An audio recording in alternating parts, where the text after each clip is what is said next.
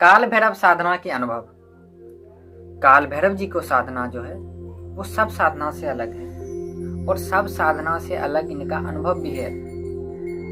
सब साधना की भांति इनकी साधना में अनुभूति नहीं होता, अर्थात अलग सी अनुभूति होता है और इनकी अनुभूति बड़ा ही विचित्र है। जब आप साधना आरंभ करते हैं तो प्रथम दिन की साधना में तो आपकी उग्रता, उष्मता, ऊर्जा का अनुभव होगा। द्वितीय दिन, तृतीय दिन आप जिस माला पर करते हैं उस पर अनुभूति होगा, कंपनी की। और आगे कर जाकर जब आपकी ये साधना 1 सप्ताह तक जाएगी तो आपके आसपास कोई है ऐसा मौजूदगी का एहसास होगा। और जब 1 सप्ताह से फिर आप आगे जाइएगा तो अधिक भय का संचार होगा, कोई है, कोई आ रहा है, ऐसा होने लगेगा। और यदि ये साधना आप अंधेरे में करते हैं तब इनके अनुभव और भी तीव्र होगा। ध्यान रखिए साधक को, आपको ये साधना जितनी हो सके अंधेरे में करना है। ध्यान रखिए, अंधेरे में करने से इनकी अनुभूति कई गुना बढ़ जाती है। और काल भैरव जी की जो अनुभव है बड़ा ही विचित्र है। और उनकी साधना जब आपको जितनी दिन की आप संकल्प लिए उसकी आधी जब ये साधना जाता है, जैसे ही आपकी साधना 15 दिन 16 दिन ऐसे जाएगा तो जाते ही आपके आसपास एक परछाई का घूमना ये शुरू हो जाता है इन साधना में।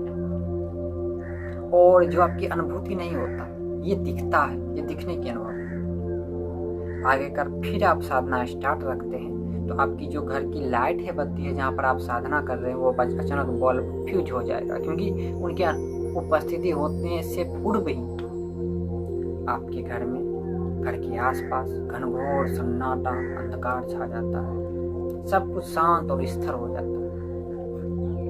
ध्यान रखिए, जब भी आप काल भैरव जी की साधना करेंगे उनकी आने से पहले, मौजूदगी से पहले आपकी आसपास की लाइट बल्ब खुद ब खुद फ्यूज ऑफ हो जाते हैं। ये सत्य है। और ऐसे 1-2 साधकों के नहीं, अनेक साधकों के साथ ऐसा हुआ है। और जो भी ऐसी साधना मार्गदर्शन में जब उचित रूप से कोई साधक करते हैं तो उनके साथ ये अवश्य ही होता है। आगे कर इनकी साधना में आपके जो शत्रु है वो अचानक ही नष्ट होने लगते हैं। आपके शत्रु रोग से, कला से ग्रसित हो जाते हैं। और शत्रु यदि आपकी बहुत अधिक आप पर हावी हो रहे हैं तो वो अकाल मृत्यु के ग्रास बन जाते हैं। जिस प्रकार से काल भैरव की आराधक साधक क्षमा काल मृत्यु से मुक्त हो जाता है उसका परिवार, वो स्वयं, लेकिन उसका शत्रु अकाल मृत्यु का, काल का ग्रास हो जाता है। ये परम सत्य है। और इनकी अनुभूति बड़ा विचित्र है। जैसे कोई आ रहा है, आया, चला गया, अब कोई आ रहा है, आ गया, एक ऐसी अनुभूति होता है। आपके शरीर की जो रोए हैं वो खड़ा हो जाएगा, आपको लगेगा कि कोई आ चुका है, कुछ तो हो रहा है यहाँ पर। और यदि वो उस कमरे में खिड़की है उसका खुलना, ये हो जाता है साधना के समय। आपका खिड़की खुल गया अचानक बिना हवा के। आज जैसे कि पूजा की लोटे रखे हुए हैं, कलश, और कोई और भी खाली वस्तु पूजा के रूम में, पूजा की स्थान, वो लुढ़क जाए। आप सोचेंगे कि कोई जानवर कुछ वजह से लुढ़का, पर ऐसा नहीं, वो सत्य में लुढ़कता है। जब ऐसा होगा कि बिना कुछ कारण के ऐसा होगा तो आपको विचित्र अनुभूति होता है। पर इसमें भय नहीं करना है, क्योंकि भैरव साधना में व्यक्ति भय से मुक्त होता है। और भैरव साधना की विचित्र अनुभूतियां हैं और स्वप्न की भी विचित्र अनुभूतियां हैं। बार बार स्वप्न में काले मनुष्य का दिखना, बार बार कुत्ते को दिखना, स्वप्न में बोल रहा है, लड़ रहा है, झगड़ रहा है, ऐसे सपना आना आपको आरंभ हो जाएगा। भले आप उस चीज को सोचते विचारते नहीं है, फिर भी आपके स्वप्न, आसपास कुत्ते का आना, ये तो स्वप्न में होगा। लेकिन साधना आगे बढ़ने पर ये वास्तविकता में होता है। जैसे कि वास्तविक में आप कहीं भी है, अचानक रास्ते में आपके आसपास आपको कुत्तों घेर लेते हैं। वो कुत्ता आपको नुकसान नहीं करते, आपको सुरक्षा करते हैं। आप जिसे भैरव उपासक है, उनके साधक हैं, अनजान सुनसान रास्ते में आप जा रहे हैं, कोई साथ देने वाला नहीं है, कोई नहीं। वो इसी स्थान में अचानक कहीं से कुत्ते आकर झुंड आपको घेर लेते हैं और बीच में आप चलते हैं, आपके आसपास कुत्ते चलते हैं, आपकी रक्षा करते हैं और आपके घर तक छोड़कर वो आते हैं। ये भैरव साधना की खासियत है। और ऐसी अनुभूति, ऐसी कृपा की अनुभूति मैंने स्वयं भी किया है।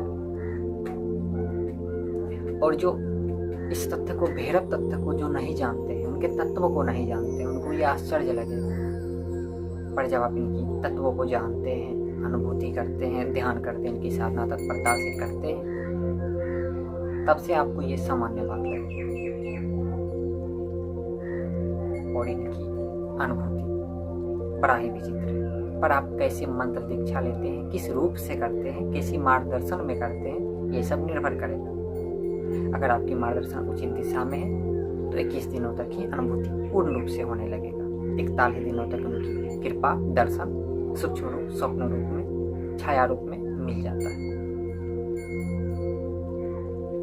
और आप सभी से विनती है कि जो भी हमारे वीडियो को देखते हैं तो आप सभी लाइक भी कीजिए, कमेंट भी कीजिए, सब्सक्राइब चैनल को जरूर कीजिए, क्योंकि हम अन्य वीडियो तरह संचालक नहीं हैं। आप जानते हैं कि हम व्यासपद पर और कथाकार और शैव शक्तिधार को बढ़ाने के लिए, इन मार्गों को बढ़ाने के लिए आगे हम जागरूक होकर लोगों को बढ़ा रहे हैं। तो कृपा कर चैनल को सब्सक्राइब कर जुड़िए, जिससे आपके साथ आप जीवन में उच्च शिखर पर आप जाए, आपको विफलता, असफलता का मुख न देखना पड़े। इसलिए आप कृपा करके चैनल से जुड़ जाए।